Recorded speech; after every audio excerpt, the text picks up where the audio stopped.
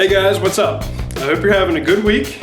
In this episode, we are continuing Operation Remove Bondo, and we're gonna find out how exactly this 65.5 Mustang was pieced together.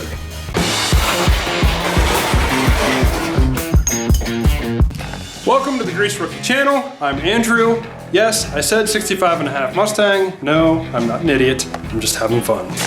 If you are, in fact, new to the channel, this side here looks like a 66 Mustang. You come around to this side, and we have a 65.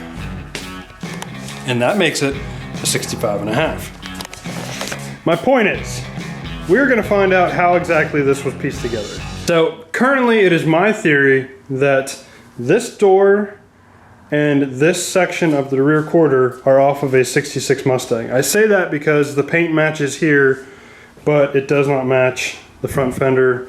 And where you see the Bondo lines, it does not match on the other side of those. So I'm thinking that these pieces here were replaced from a 66 and they just left the trim on. So tonight we are going to sand off these Bondo lines to find out what the heck is going on here. Quickly, if you guys remember, I said last week's episode and this week's episode are going to be a little bit shorter. I'm not going to get as much done. So bear with me. Once we get through February here, I'm hoping we can get lots done like we have in previous episodes. So let's strip the Bondo. Here's the plan of attack. I'm going to strip this bottom end first. We're going to come up, strip along here, down around here. We're going to hit this with some sanding to see how this will clean up, because this looks pretty rough. And this actually, as I look at it, is part of the original fender because the line is up here.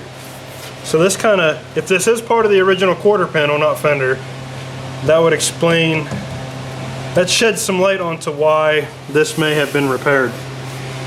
I got a couple fans going because this just makes wicked dust when you're sanding Bondo. So I'm gonna get my mask and eye protection on and we're gonna hit it.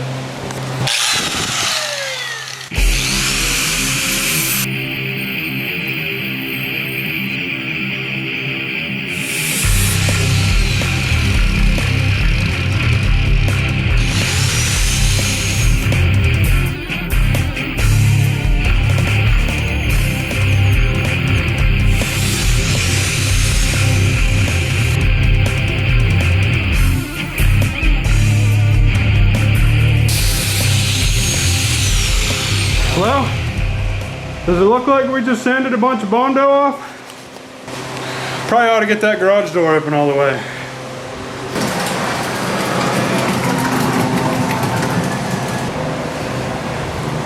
That's a big mess there. Holy cow. That's Bondo dust as far as the eye can see. I'm gonna take a minute to get all this cleaned up and then we'll take a look at the quarter panel.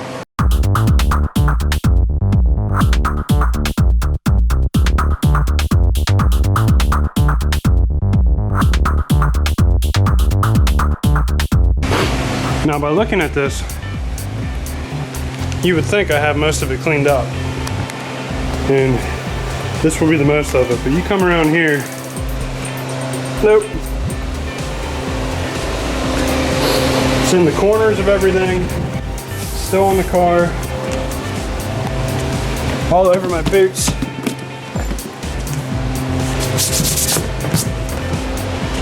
Still all over everything.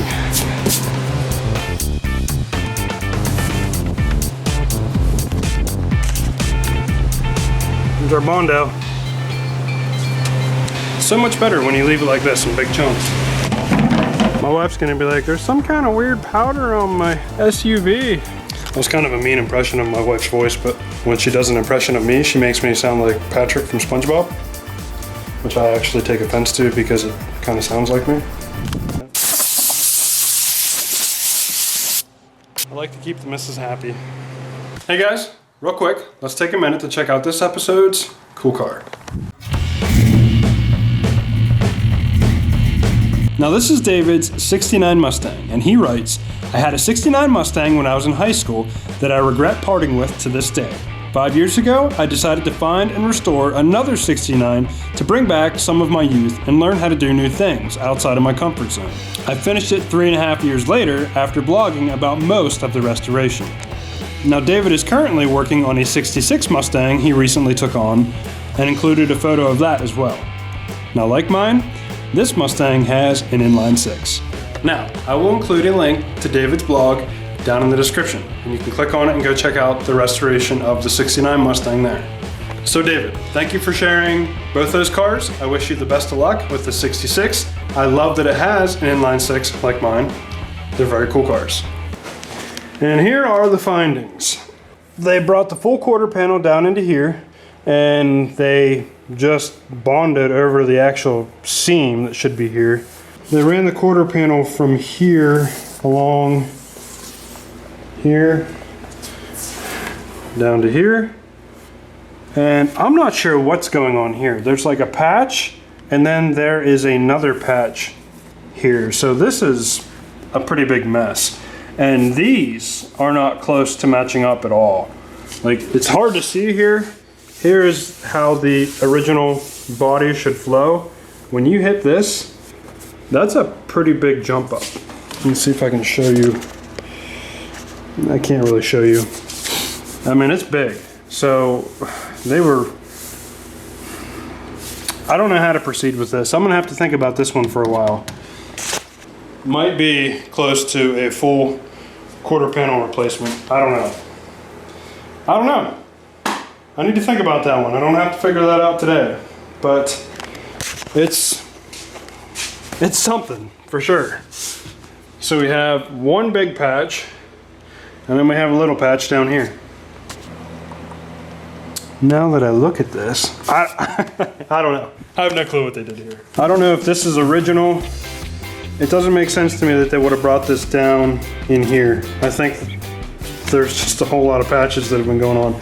This is definitely the worst part of the car that I've found so far. And this might be one of the last things that I do. This could end up being a full quarter panel replacement. And I want to make sure I get good at welding before I attempt that. There's one more thing I want to show you guys here quick. And again, I feel bad that I'm not doing actual repair work in this episode, but as we previously discussed, I'm actually currently in Nashville. If anybody with a sharp eye noticed, that episode where I went to CJ Pony Parts, what I was loading into the back of the car was actually the front section of the driver's side floor pan. After this fender repair, this might be the next project that I do.